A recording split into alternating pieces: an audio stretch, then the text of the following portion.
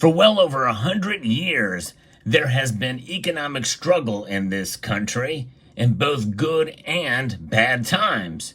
The battle has been raging on between three different factions: the private sector, the government, and the quasi-private institution known as the Federal Reserve Bank. And in this video, we're going to talk about the threat to the Federal Reserve banking institution on the federal level. Believe it or not, it is a real thing. We'll talk about it as we explore.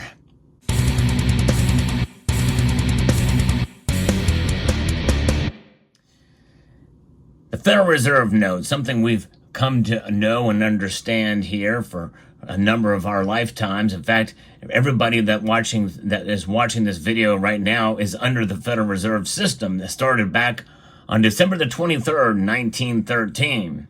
And there has been some calls throughout history to either greatly reduce its power or even do away with it. Abolish the Fed is a cry that's heard amongst many in our community here, but also with many sound money advocates here in the precious metals community, but also Austrian economics.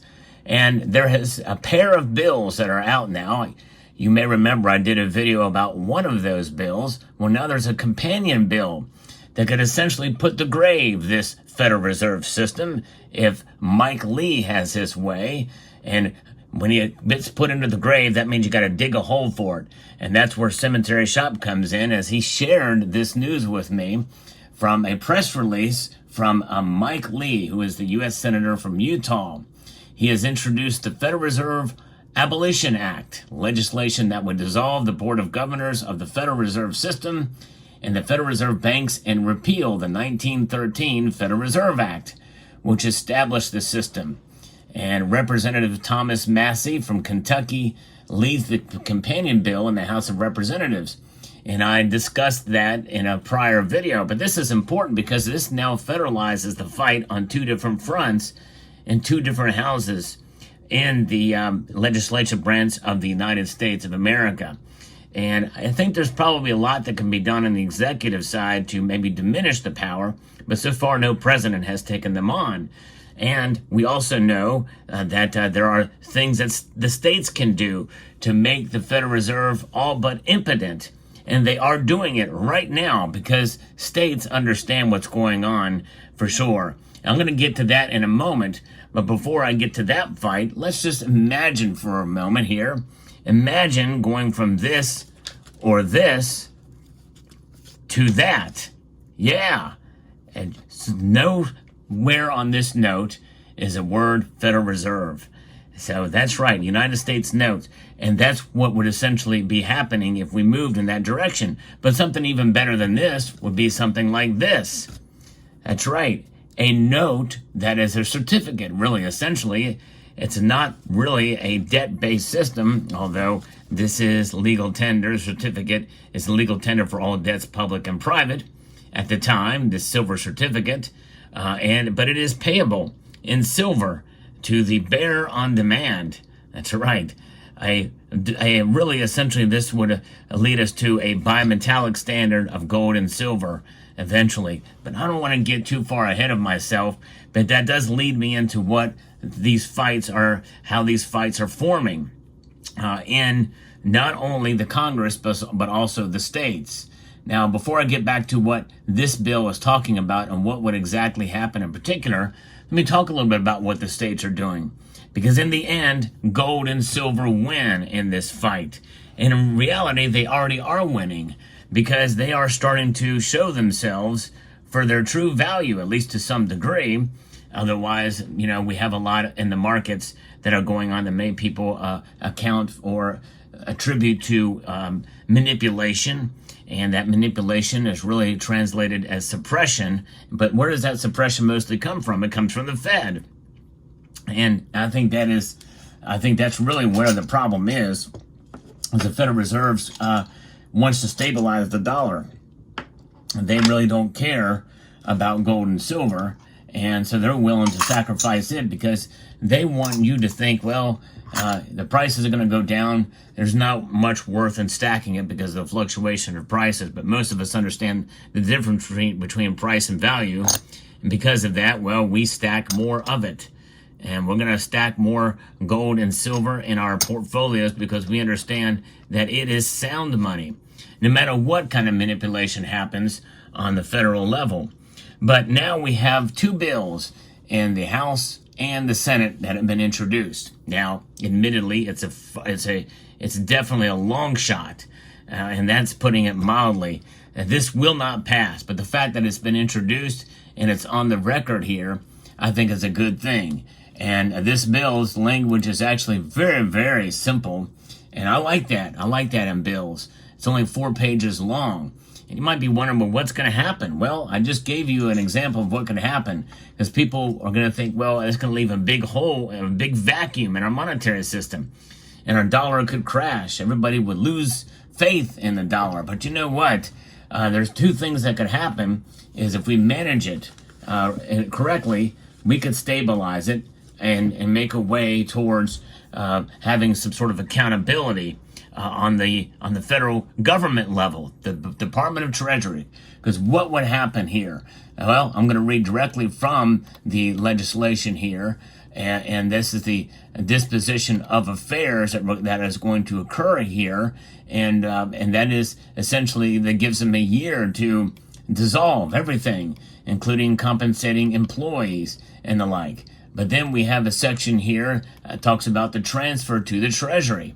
After satisfying all claims against the board and any Federal Reserve Bank which are accepted by the Director of the Office of Management and Budget, and redeeming the stock of such banks, the net proceeds of the liquidation under subparagraph A, which is the paragraph just before that the Director of Management and Budget shall liquidate all assets of the board and Federal Reserve banks in an orderly manner so as to achieve expeditious of a liquidation as may be practical while maximizing the return to Treasury, and deposit all of those assets into the general fund of the Treasury, and all outstanding liabilities of the Board of Governors and the Federal Reserve System and the Federal Reserve banks at the time of such entities are abolished, including any liability for retirement and other benefits of former officers and employees of the board, will all be transferred essentially to the Secretary of the Treasury. It will become a liability.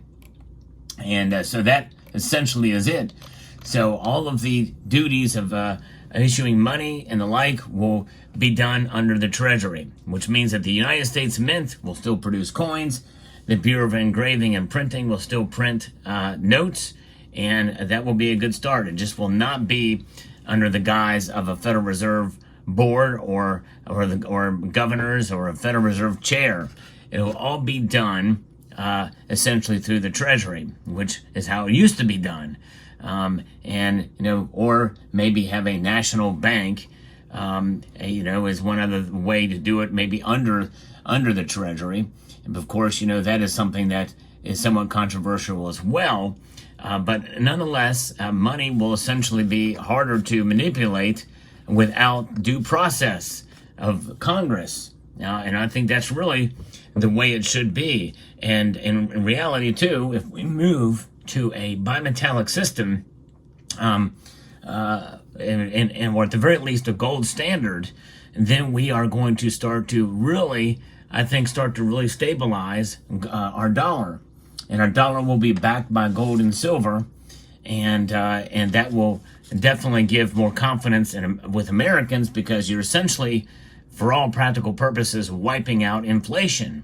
Now, it's not going to completely go away. There's going to be price fluctuations, but if you have a limited supply, or you supply the amount of money based off of the value of gold, which probably would need to be fixed, and silver, by the way, as well, too. I think you could have both. And I think really the flexibility would probably be in your silver stocks, by the way, as opposed to gold. You fix it with gold, and you can adjust your money supply, your M2 money supply, if you would even call it that. That's a Federal Reserve notation or designation. Whatever your money supply is, you tie it to silver, and you have a fixed amount that is tied to gold, and we would probably require a storage of silver, but I think it would be worth it to build such facilities to store silver to make that happen. That's just something that I'm throwing out there as a potential idea as we move forward. But we're getting far ahead of ourselves here, but I think that would be the ultimate end result of such a thing, that we see the abolishment of the Federal Reserve. What does the Federal Reserve do? They manipulate the economy, and they've been manipulating it for a long time based off of politics. And we've seen that proven. There's actually tapes that James O'Keefe has uncovered that shows that the Federal Reserve is political, and it would not surprise me to see them do more things, more drastic and radical moves in a political nature, especially considering what we've been seeing happen in this country over the last 4 or 5 years here. So it's pretty amazing that this has been introduced. I know it's a long shot, but you know what? We can celebrate the fact that at least there's some people in Congress that are doing the right thing and making a move like this. And so I applaud Mike Lee and Thomas Massey for this. And thanks again to Cemetery Shop for sharing this with me. Let me know what your thoughts are and about this idea of what it could mean down the road for the dollar and gold and silver. Either way, gold and silver will win, but it'd be interesting to see them actually be a part from federally, essentially approved as money from the federal level.